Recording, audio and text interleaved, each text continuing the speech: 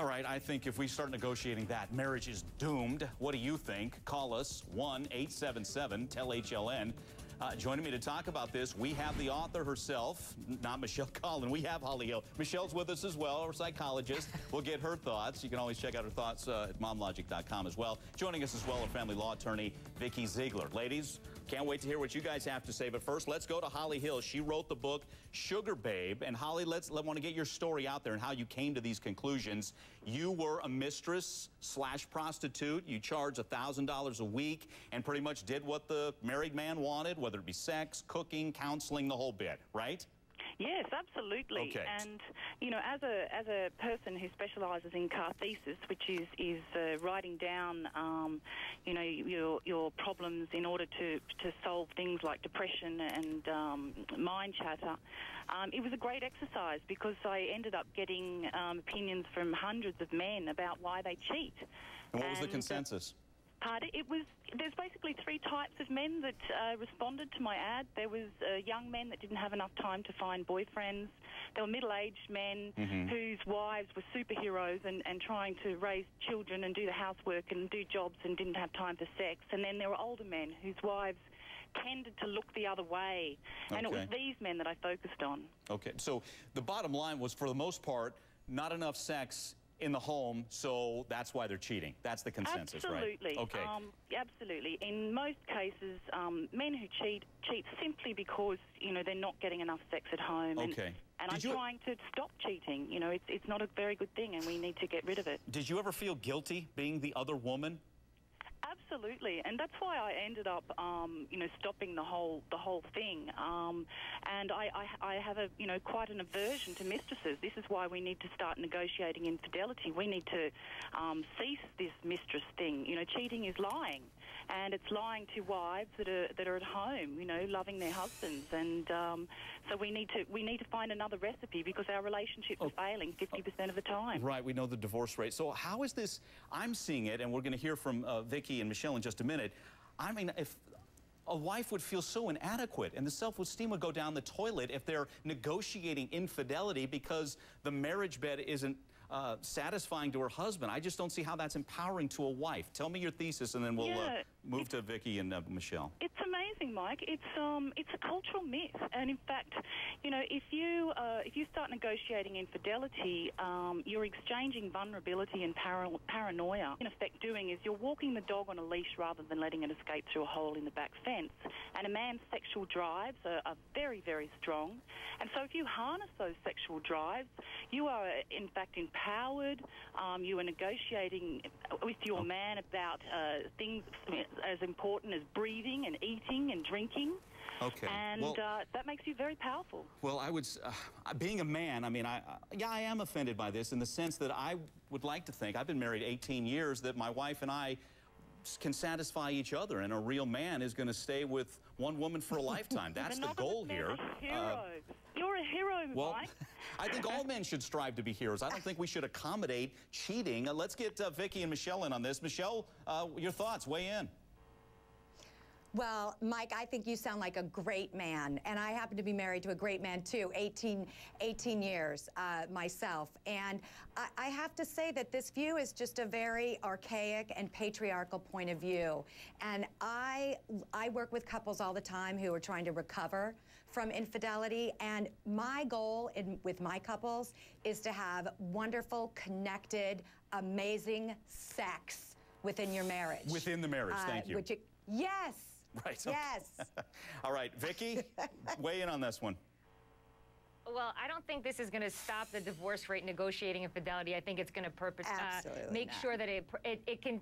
Oh, I disagree. It's going to continue, and this is the reason why. Number one, women cheat just as men cheat. Perhaps men may cheat more, but we didn't even get to discuss that yet. We agree. Okay, great. Number two, what is very important: if you're committed emotionally, mentally, and physically to your marriage, to your monogamous relationship, there is no reason to go outside the marriage. There really just isn't. When men are satisfied and you're taking care of them and a woman feels comfortable, she can be honest and open in the bedroom and be intimate, there really is no need to bring a third party in. And let me say this. Statistics are quite clear. Let me say this on the other side. And for men, you say the word taken care of. You know, guys fall into the trap of they don't talk to their wife for 2 weeks and they expect them on a Saturday night to jump in the sack with them. No, you have to do your part and know and be intimate and spend time together. And that's the way we, to borrow your phrase, take care of each other. At least that's what I'm thinking.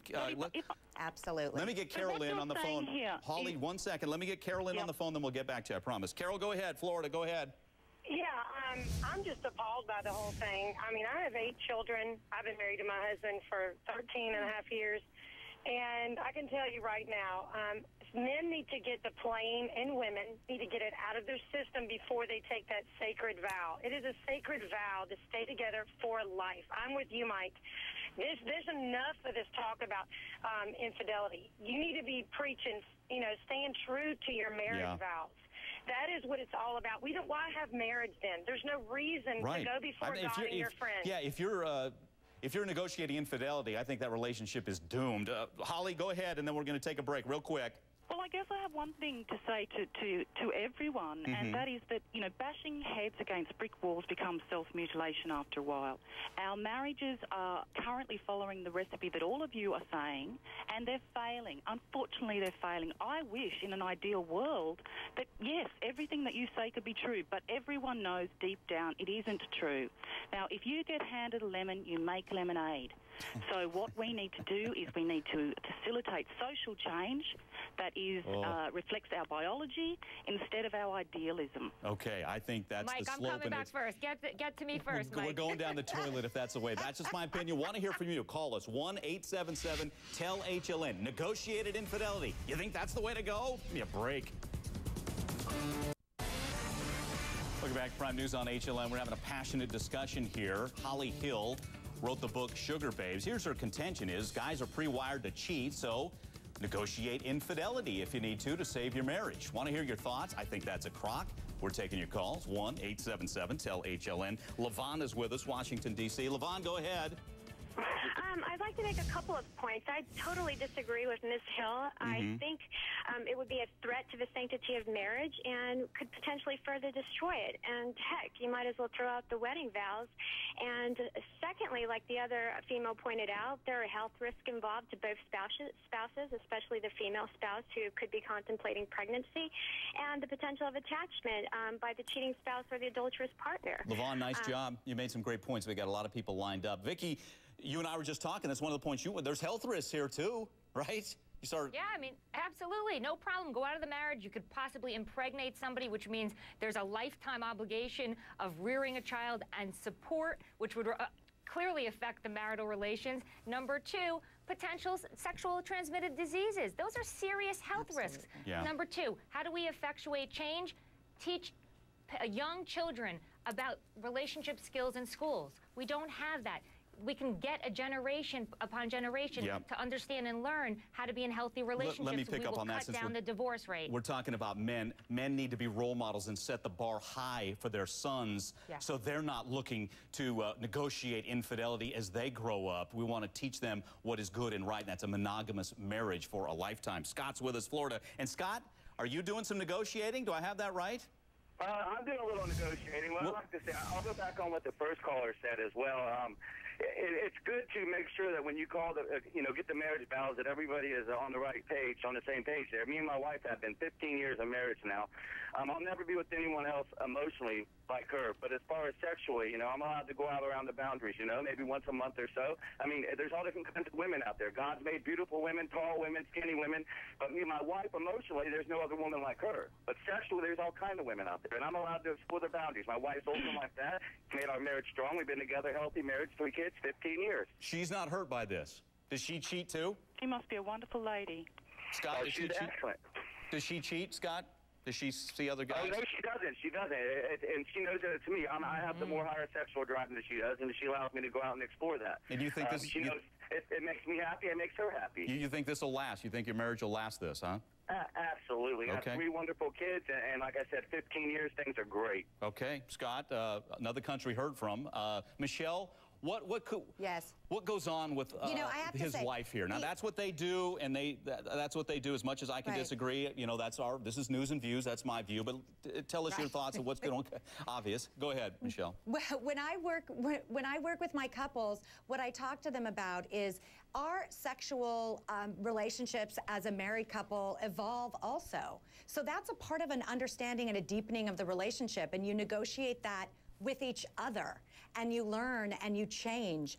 And in my estimation, what I believe a marriage is, it's about becoming your best self through the deepest love and trust, and that's what comes from being monogamous and being honest. And I think it's really, really dangerous to think that you can negotiate infidelity. And I have to say, it's really one-sided the way this argument is going, because it just doesn't, it's just not true. Women have just as many sexual needs as men. No, exactly. I mean, it seems sexist to me, the way this whole argument's even going. Holly, go ahead. Jump in here. Yeah, well, Michelle, I can honestly say that how can you possibly become your best self through interaction with one person? What I'm suggesting is you interact with a lot of people, and that way you become the best self, your best self. I'm not your best self. Growth. What? Having an orgasm? Your best self in an orgasmic sense? It doesn't make any sense to me. No, this is very much to me this person. And this is about a soulful experience. Okay, hold it, ladies. Well, Holly, finish your point, then Michelle, go ahead. Holly, finish your point. You're saying you're going to be your best self if you see other people, right? There's not a woman alive that hasn't wondered why their man is late home from the pub or the office Christmas party. What negotiated infidelity is about is exchanging Michelle, go ahead. Wrap it up here. So, Holly, thanks again. Michelle, last point. Absolute. I just think this is really, truthfully, very psychologically unsophisticated and unevolved way of looking at love and relationship. Yeah. And I feel very sad for people who view their lives this way. It is sexist against women, and being a man, I'm offended as well. I'm not a little boy who can't control my urges. If I'm going to be a man, I can control that, and I'm going to focus in on my wife, and I hope other guys do the same. Ladies, wow, huh? That's one for the record book. Vikki, Michelle, and Holly. We need more time. Thank you very much. much. Yes! Right. More coming up. Keep it right here.